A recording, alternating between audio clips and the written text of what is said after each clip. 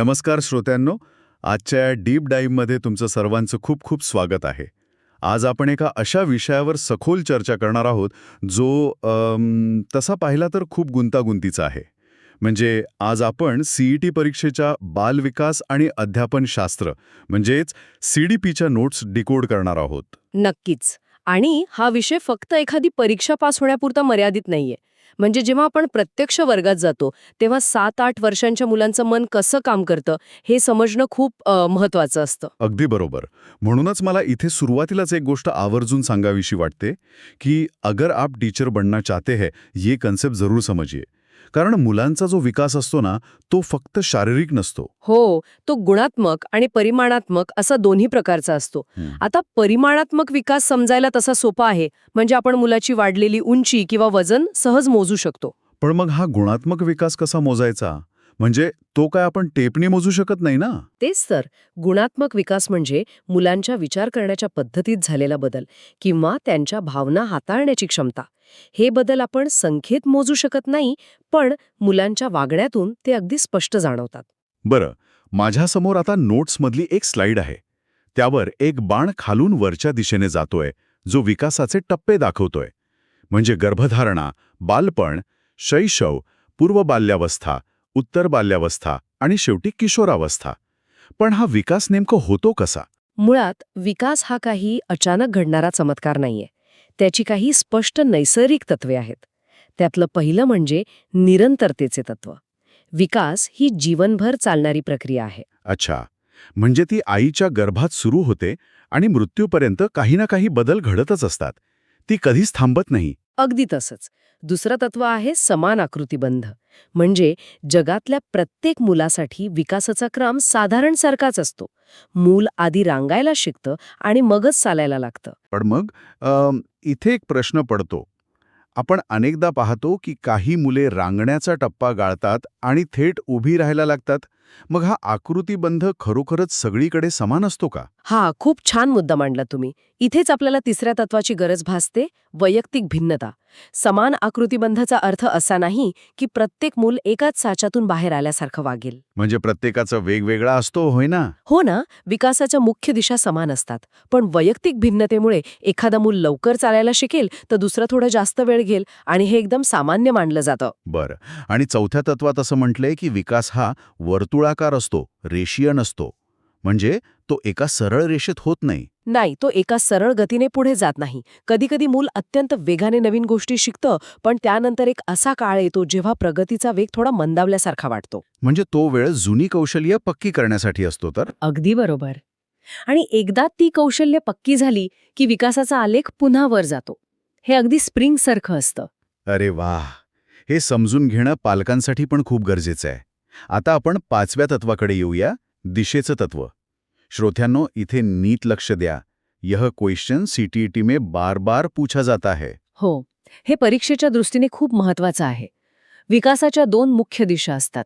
पहिली मस्तकाधोमुखी म्हणजेच सेफॅलोकॉर्डल. म्हणजे सेफॅलो म्हणजे डोकं आणि कॉर्डल म्हणजे खालचा भाग. थोडक्यात विकास डोक्याकडून पायाकडे होतो. बरोबर. म्हणूनच आपण पाहतो की लहान बाळ सर्वात आधी स्वतःची मान सावरायला शिकतं आणि मग पाठीवर नियंत्रण मिळवतं आणि सर्वात शेवटी पायांवर उभं राहतं. क्या बात है. आणि दुसरी दिशा आहे समीप दूरस्थ म्हणजेच प्रॉक्सिमोडिस्टल.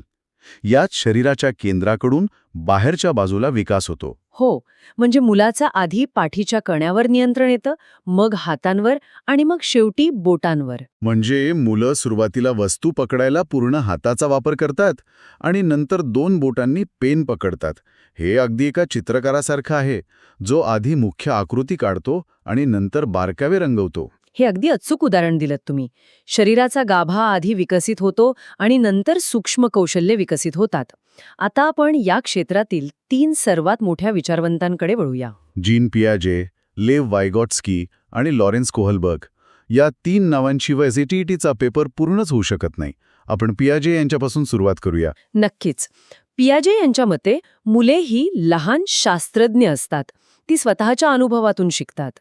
यात त्यांनी स्कीमा, सात्मीकरण आणि समायोजन या संकल्पना मांडल्या आहेत. एका उदाहरणाने बघूया. स्कीमा म्हणजे आपल्या मेंदूत असलेली माहितीची एक फाईल किंवा फोल्डर. समजा एका लहान मुलाने आत्तापर्यंत फक्त कुत्रा पाहिलाय, मग त्याच्या मेंदूत कुत्रा नावाचं फोल्डर तयार होतं. बरं. आणि मग त्याने पहिल्यांदा गाय पाहिली तर तो म्हणेल, हा मोठा कुत्रा आहे, कारण गाईला पण 4 पाय आणि शेपूट असते. अगदी तेच. त्याने त्या गाईला आपल्या जुन्या कुत्रा या फोल्डरमध्ये बसवण्याचा प्रयत्न केला. नवीन माहितीला जुन्याच माहितीत जशीच्या तशी सामावून घेण्याच्या या प्रक्रियेला सात्मीकरण म्हणजेच असिमिलेशन म्हणतात. पण काही वेळाने जेव्हा तो बघेल की गाय भुंकत नाही तर हंबरते, तेव्हा त्याला समजेल की जुनं फोल्डर इथे चालणार नाही. बरोबर. मग ते मूल मेंदूत गाय नावाचं एक पूर्णपणे नवीन फोल्डर तयार करतं. जुन्या माहितीत बदल करून नवीन परिस्थितीशी जुळवून घेण्याच्या या प्रक्रियेला समायोजन म्हणजेच अकोमोडेशन म्हणतात. हे खूपच रंजक आहे.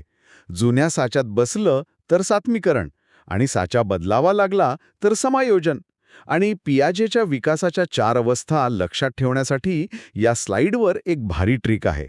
Smart people cook fast. हो, ही खूप छान स्मरण पद्धत आहे. एस म्हणजे सेन्सरी मोटर, पी म्हणजे प्री ऑपरेशनल, सी म्हणजे कॉन्क्रीट ऑपरेशनल आणि एफ म्हणजे फॉर्मल ऑपरेशनल. क्या बात आहे. पण पियाजेच्या सिद्धांतात एक त्रुटी सांगितली जाते की ती मुलाला एकांतात शिकणारा शास्त्रज्ञ मानतात, पण प्रत्यक्षात तसं नसतं. आणि इथेच लेव वायगॉट्स्की यांची एंट्री होते. होय, वायगॉट्स्की यांचा दृष्टिकोन पियाजेच्या अगदी विरुद्ध होता.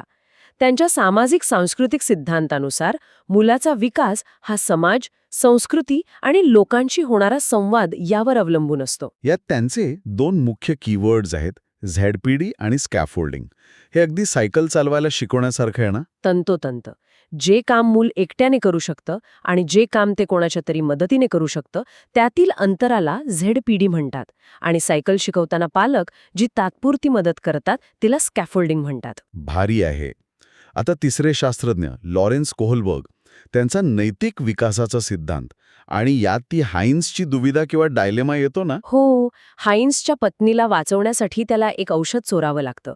आणि मग कोहलबर्ग मुलांना विचारतात की हाइन्सने जे केलं ते बरोबर होतं की चूक. लहान मुलं शिक्षेच्या भीतीने विचार करतात, पण मोठी मुलं मानवी जीव वाचवणं कायद्यापेक्षा महत्वाचं मानतात. यावरून नैतिकतेचे टप्पे ठरतात. हे खरोखरच खूप सखोल आहे. आता आपण सिद्धांतांमधून बाहेर पडून प्रत्यक्ष वर्गात या गोष्टी कशा लागू होतात ते पाहूया. कारण या स्लाइडवर डायरेक्ट एक्झाम क्वेश्चन्स एक्सपेक्टेड असा स्पष्ट शिक्का आहे. नक्कीच. पहिली संकल्पना आहे समावेशित शिक्षण म्हणजेच इन्क्लुझिव्ह एज्युकेशन. बऱ्याचदा लोकांना वाटतं की विशेष गरजा असणाऱ्या मुलांना सामान्य शाळेत प्रवेश देणं म्हणजे हे शिक्षण. हो, सामान्यतः तसंच वाटतं ना, पण यामागे अजून काहीतरी मोठा विचार आहे. हो ना, फक्त प्रवेश देणं पुरेसं नाही. समावेशित शिक्षणाचा मूळ गाभा असा आहे की मुलाने शाळेच्या सिस्टीममध्ये बसण्यासाठी स्वतःला बदलायचं नसतं, तर शाळेने मुलाच्या गरजेनुसार स्वतःमध्ये बदल करायचा असतो. अच्छा, म्हणजे सर्व प्रकारच्या मुलांना एकाच वर्गात समान संधी देणं. आणि बुद्धिमत्तेच्या बाबतीत हॉवर्ड गार्डनर काय म्हणतात? त्यांचा बहुविध बुद्धिमत्तेचा सिद्धांत आहे ना? हो, गार्डनर यांच्या मते बुद्धिमत्ता ही एकाच प्रकारची नसते. कुणी गणितात हुशार असेल तर कुणाची शारीरिक गतिशील बुद्धिमत्ता चांगली असेल, जसं की खेळाडूंची. म्हणजे प्रत्येकाची क्षमता वेगळी असते. हे शिक्षकाला समजणं खूप आवश्यक आहे. म्हणूनच बालक केंद्रित शिक्षण म्हणजेच चाइल्ड सेंटर्ड एज्युकेशन महत्वाचं ठरतं. अगदी बरोबर. मूल हा सक्रिय ज्ञान निर्माता असतो.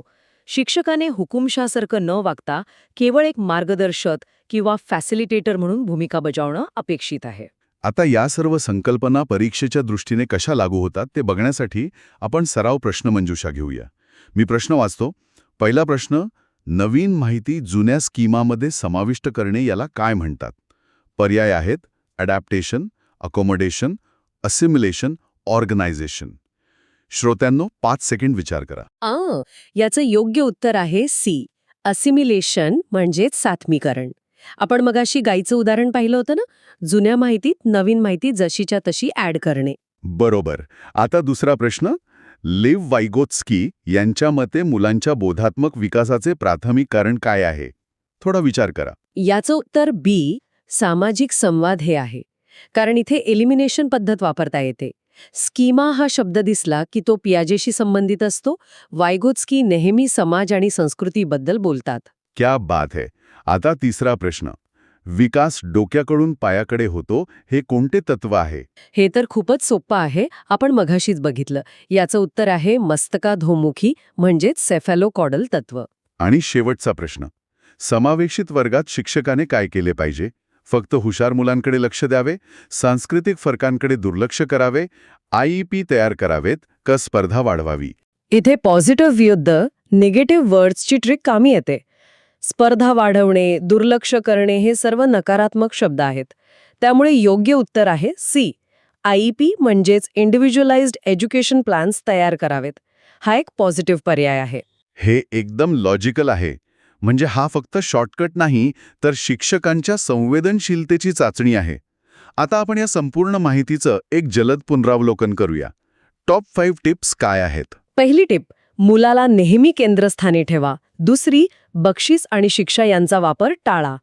तिसरी, खऱ्या आयुष्यातल्या उदाहरणांना आणि अनुभवांना प्राधान्य द्या. आणि चौथी म्हणजे चुका या शिकण्याच्या प्रक्रियेचा नैसर्गिक भाग आहेत हे मानणे. पाचवी आणि शेवटची टिप, पियाजे, वायगॉत्स्की आणि कोहलबर्ग यांचे कीवर्ड्स नक्की पाठ करा. अगदी बरोबर. या 5 गोष्टी लक्षात ठेवल्या तर CTETचा पेपर खूप सोपा जाईल. जाता जाता एक खूप विचार करायला लावणारा मुद्दा स्लाइडवर आहे. नेल्सन मंडेला यांनी म्हटलं होतं की शिक्षण हे जगाला बदलण्यासाठी वापरले जाणारे सर्वात शक्तिशाली शस्त्र आहे. खरंच. आणि जर आपण मुलांच्या चुकांकडे त्यांना शिक्षा करण्यासाठी न बघता तो त्यांच्या शिकण्याच्या प्रक्रियेचा एक सुंदर भाग आहे असं मानलं तर किती मोठा सकारात्मक बदल घडेल. नक्कीच. संपूर्ण पिढीचा आत्मविश्वास बदलेल. श्रोत्यांनो, यावर नक्की विचार करा. जर तुम्हाला हे सखोल विश्लेषण आवडलं असेल आणि CTETची तयारी आणखी मजबूत करायची असेल तर नक्की लाईक करा. हो, आणि तुमच्या शिक्षक मित्रांसोबत हे नक्की शेअर करा. कमेंट करून तुमचे विचार आम्हाला सांगा. आणि हो, सबस्क्राईब करायला विसरू नका.